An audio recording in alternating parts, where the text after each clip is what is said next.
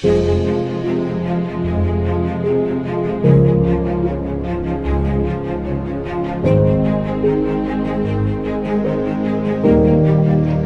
nombre pactantes se utiliza para denominar a aquellos presbiterianos que entraron en uno o más de los pactos públicos conectados con la Reforma escocesa, especialmente el Pacto Nacional, 1580 y 1638, y la Liga Solemni Pacto, 1643, junto con los que posteriormente se adhirieron a estos enlaces y sostuvieron que las obligaciones que entrañaban eran perpetuamente obligatorias.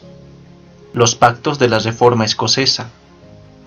Era característico del movimiento de la Reforma en Escocia que los piadosos se unan bajo el Señor por juramento solemne para la asistencia y el apoyo mutuo en la defensa del Evangelio y la reforma de la Iglesia de acuerdo a la palabra de Dios.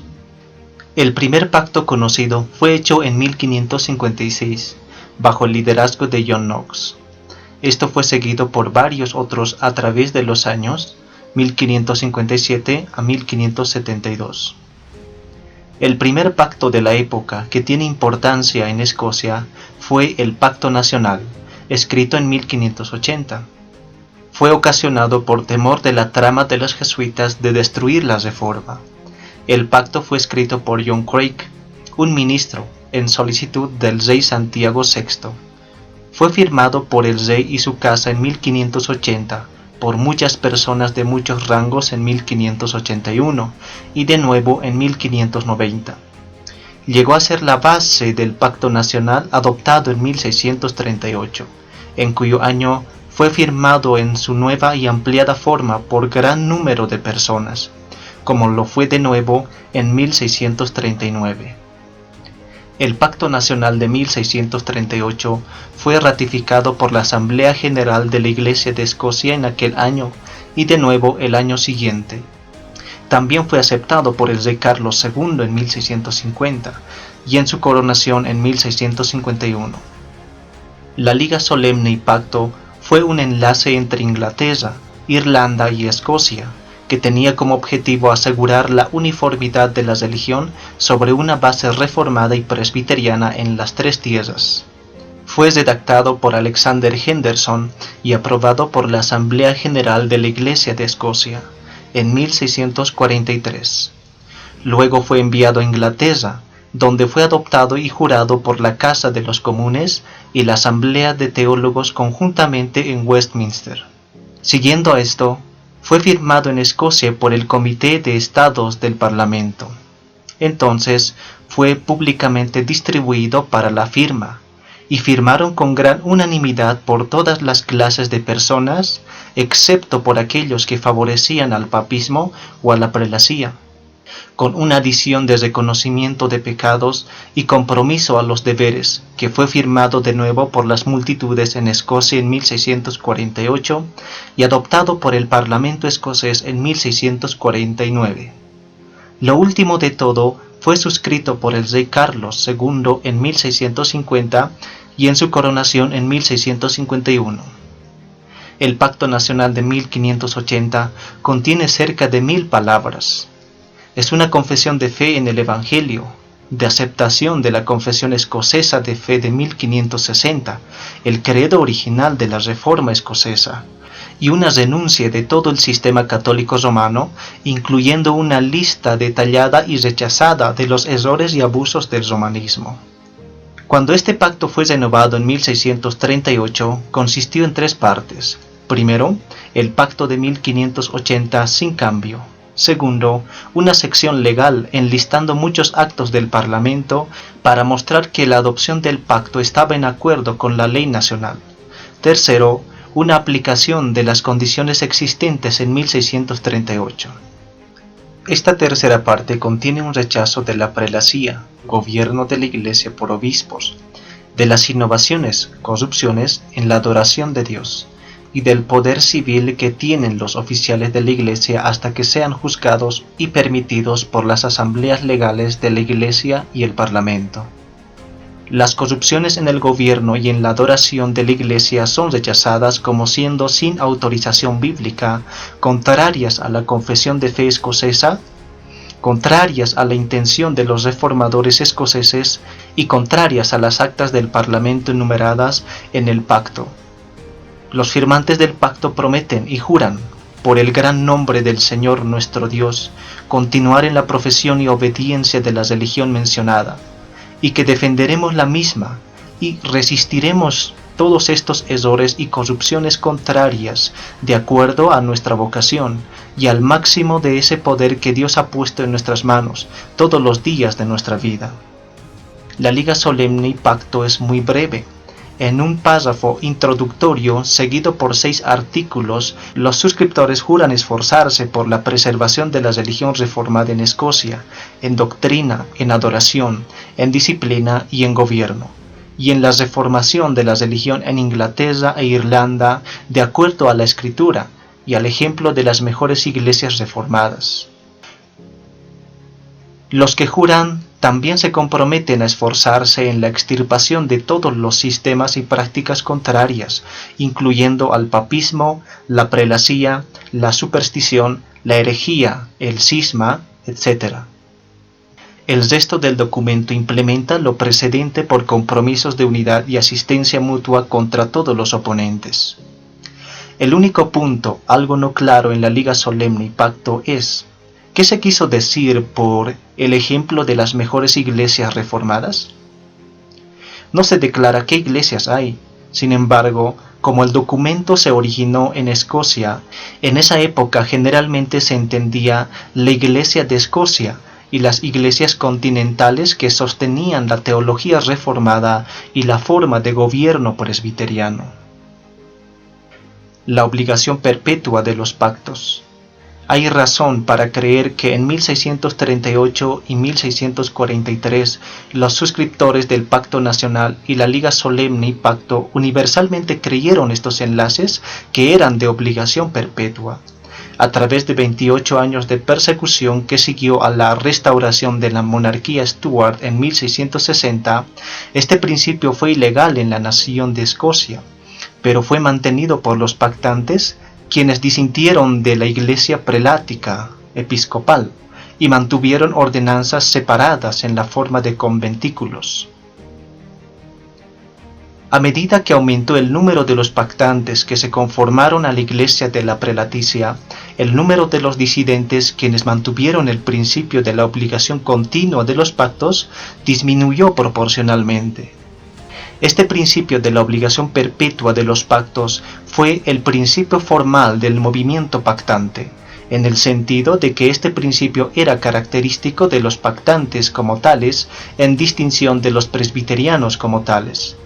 Cada pactante era un presbiteriano, pero no cada presbiteriano era un pactante. Los que mantenían el principio de la obligación perpetua de los pactos eran pactantes, tanto antes como después de la Revolución de 1688. Los pactantes se convierten en una minoría disidente. La restauración de la monarquía Stuart en la persona de Carlos II en 1660 marca el fin de la Iglesia del Estado de Escocia como una iglesia pactada, y el comienzo de la historia de los pactantes como un grupo disidente o partido distinto de la autoridad de la Iglesia de Escocia como establecida por la ley nacional. La Iglesia de Escocia se convirtió oficialmente prelática o episcopal, y el verdadero presbiterianismo sería practicado solo en conventículos disidentes y reuniones de sociedades no oficiales, hasta la Revolución de 1688. Después de 1688, el presbiterianismo, en efecto, fue restaurado por la ley en Escocia, pero sobre una base un poco diferente del presbiterianismo pactado de mediados del siglo XVII, comúnmente llamado el período de la Segunda Reforma. En 1662, un acta del Consejo Privado exigió a todos los ministros instalados desde 1649 a obtener aprobación por los obispos episcopales bajo pena de remoción de sus cargos pastorales. El resultado de esta acción fue que casi 400 o un tercio de los ministros de Escocia fueron forzados a salir de sus iglesias. Más tarde, promulgaciones de un carácter similar los forzaron aún más a dejar sus cargos por el bien de sus conciencias. Muchos de los ministros expulsados en 1662 y en años posteriores continuaron predicando, dirigiendo servicios en hogares privados y también dirigiendo grandes audiencias en campos abiertos. Estas actividades indignaron a los obispos y al gobierno, y resultó en una serie de leyes cada vez más severas contra los conventículos o reuniones religiosas no autorizadas. Multas fueron impuestas por no asistir a las iglesias parroquiales. Más tarde, muchas penalidades más severas fueron impuestas por la asistencia a los conventículos. La Corte de la Alta Comisión autorizó que, por ninguna ley, sino solo la que procede de la prerrogativa real, fuera establecida para tratar de forma drástica con los ofensores. Al principio, esta corte infligiría cualquier castigo que no sea de muerte. Muchos fueron multados, encarcelados, desterrados o vendidos como esclavos. No hay ningún registro de alguna persona probada por esta corte que haya sido absuelta o escapado sin algún castigo. En 1670, 1676 y 1681, promulgaciones cada vez más rigurosas fueron aprobadas contra los conventículos. Las personas que asistían a los conventículos eran declaradas ilegales y estaba prohibido a los demás de ayudarlos en cualquier forma. Toda protección de las leyes les fue negada. En 1685, dar, tomar o escribir en defensa del Pacto Nacional o la Liga Solemni Pacto se declaró como traición y que se castigaría en consecuencia. Otro acto decretó la pena de muerte no simplemente por predicar en un conventículo, sino incluso por asistir como un adorador. El periodo de 1685 a 1688 llegó a ser conocido como el tiempo de la matanza. Durante el año 1685, la persecución alcanzó su cúspide. Muchos fueron puestos a muerte por los soldados, sin proceso ni forma de la ley. El hecho o la presunción de haber estado en un conventículo era motivo suficiente para una ejecución inmediata sin un procesamiento legal. Cuestiones y juramentos engañosos y contradictorios eran propuestos a las personas aprehendidas, y en el evento de las respuestas insatisfactorias, una muerte inmediata por disparo era el resultado. El movimiento conventículo alcanzó su altitud en las grandes reuniones en las cuales fue administrada la Cena del Señor en los años 1677 y 1678. En una tal asamblea fue asistida por algunas 7.000 personas no armadas y 600 hombres armados. Durante los primeros años de persecución, los conventículos eran reuniones no armadas para la adoración presbiteriana. Pero con el pasar del tiempo, como las leyes y los decretos contra ellos se volvieron más severas y eran más estrictamente forzados, los pactantes adoptaron la práctica de asistir armados a los conventículos para la autodefensa. No tenían la intención de propagar su religión por el uso de la fuerza armada, pero se consideraron autorizados por las Escrituras en usar armas para defenderla cuando era atacada por la fuerza. Concurrentemente con el uso de la fuerza para intimidar y dominar a los pactantes, el gobierno buscó ganarlos por las ofertas persuasivas. Durante el periodo de 1660 a 1688, el rey Carlos II emitió 3 indulgencias y el rey Santiago VII emitió 4 de estos. Estas indulgencias eran ofertas de la realeza para permitirles a algunos de los ministros expulsados reasumir sus ministerios en las iglesias parroquiales bajo ciertas regulaciones y estipulaciones establecidas por el gobierno y para ser aceptados por los ministros. La primera indulgencia fue proclamada en 1669. Los ministros que aceptaron la oferta tenían que obtener la aprobación oficial de los obispos episcopales si deseaban recibir su salario y disfrutar el uso de la mansión parroquial. Si estaban dispuestos a servir sin salario o casa pastoral, serían permitidos a hacerlo sin la aprobación de los obispos. Una mala característica adjunto a esta indulgencia era la condición de que los ministros que lo aceptaron se comprometieron a no hablar o predicar contra la idea de que el rey era la cabeza de la iglesia. Esta indulgencia solo fue ofrecida para favorecer a unos pocos ministros expulsados. Con el tiempo, unos 40 lo aceptaron. Todos de ellos hicieron alguna declaración calificativa acerca de la supremacía del rey sobre la iglesia. De los 40, pocos buscaron la aprobación de los obispos, un hecho que muestra que sus conductas, mientras que ciertamente implicaba un sacrificio de principio, procedían de motivos desinteresados.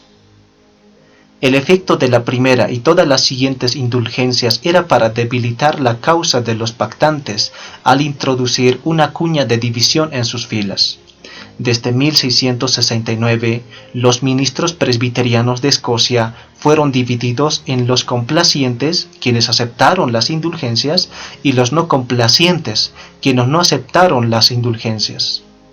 Los complacientes se comprometieron con la prelacía y el erastianismo, el reclamo del gobierno civil para controlar la iglesia, mientras los no complacientes evitaron estos compromisos al costo del sufrimiento y el sacrificio. Las indulgencias procedieron de la presunta supremacía del rey sobre la iglesia, y aceptar la indulgencia significaba aceptar aquel principio falso de erastianismo. Con el paso del tiempo, más y más de los ministros retornaron a sus púlpitos aceptando las indulgencias.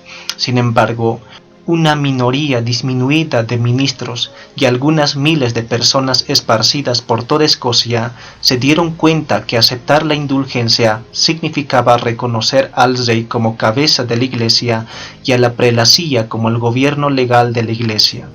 Los pactantes leales resistieron hasta el final ante la persecución más salvaje y amarga contra tales sacrificios de principio. Conducidos a la desesperación por sus perseguidores, los pactantes se levantaron una y otra vez en resistencia armada y en defensa de sus derechos y libertades religiosas. La primera de estas rebeliones armadas ocurrió en 1666, la segunda en 1679. La sabiduría de estos intentos desesperados puede ser cuestionada, pero los pactantes habían sido llevados más allá del punto de ruptura por crueldades y opresiones. Ambos levantamientos fueron suprimidos por las fuerzas del gobierno, y los que habían tomado alguna parte en ellos fueron tratados con bárbaras crueldades. Otro acto desesperado de unos pocos pactantes fue el asesinato del arzobispo Sharp en 1679. Sharp era un perseguidor notorio que una vez había sido un pactante. Este acto de asesinato no puede ser justificado y nunca fue justificado por el cuerpo principal de los pactantes, la mayoría de los cuales aborrecían el acto. A la pérdida de líderes por la manera de las indulgencias debe ser añadido la pérdida de líderes por persecución hasta la muerte. Muchos de los ministros, así como otros pactantes, fueron disparados, ahorcados o enviados al destierro. Finalmente, solo quedó un puñado de ministros. Richard Cameron fue asesinado en 1680 en un enfrentamiento con las tropas del rey tan pronto después de la publicación de la Declaración Sanquhar, la cual declaraba que el rey había violado su juramento de coronación y por lo tanto no estaba calificado para ocupar el trono. Donald Cargill, un ministro anciano, fue ahorcado en 1681. James Renwick, un joven de 24 años, fue ahorcado en 1688 al borde de la revolución. Esto dejó a los pactantes casi sin ministros. Ellos habían pagado el precio de su testimonio en angustia y sangre. Los principios de los pactantes. Doctrinalmente, los pactantes eran reformados y se adhirieron a los estándares de Westminster. Sus reclamaciones especiales, los cuales resultaron de las persecuciones que sufrieron, fueron expuestas en las declaraciones publicadas, en sermones y en los últimos testimonios de sus mártires. las reclamaciones específicas de los pactantes durante y después del periodo de la persecución, en distinción de la Iglesia del Prelado de Escocia, los ministros complacientes y la monarquía Stuart, consistía en un testimonio práctico, distinguiéndose de un testimonio meramente teórico por 1. La obligación continua del Pacto Nacional 1638 y de la Liga Solemni Pacto 1643 para la Iglesia y la Nación de Escocia. 2. La única jefatura de Cristo sobre la Iglesia, en oposición a la pretensión erastiana de que el rey tenía la jefatura en asuntos eclesiásticos. Y 3. El gobierno civil cristiano, en oposición a la tiranía del absolutismo bajo el cual estaban sufriendo los pactantes desde la Revolución de 1688. Al final vino la libertad con el fin de los Stuarts y la ascensión de William de Orange como rey de Escocia. La forma de gobierno prelática de la Iglesia de Escocia fue abolida y la forma presbiteriana restaurada, no como de derecho divino, sino como preferido por la mayoría del pueblo. Las obligaciones de los grandes pactos de la Reforma escocesa no fueron reafirmadas.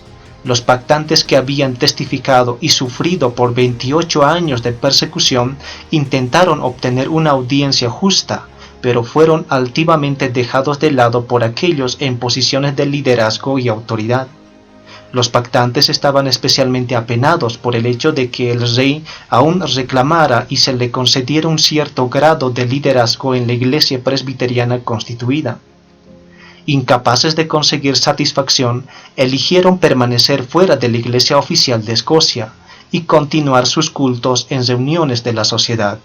En 1733 fueron capaces de lograr la organización eclesiástica como el Presbiterio Reformado, del cual vino la Iglesia Presbiteriana Reformada como existe hoy en Escocia, Irlanda, los Estados Unidos de América, Canadá, Australia y los campos de misión en el extranjero, incluyendo Siria, Chipre, China y Japón.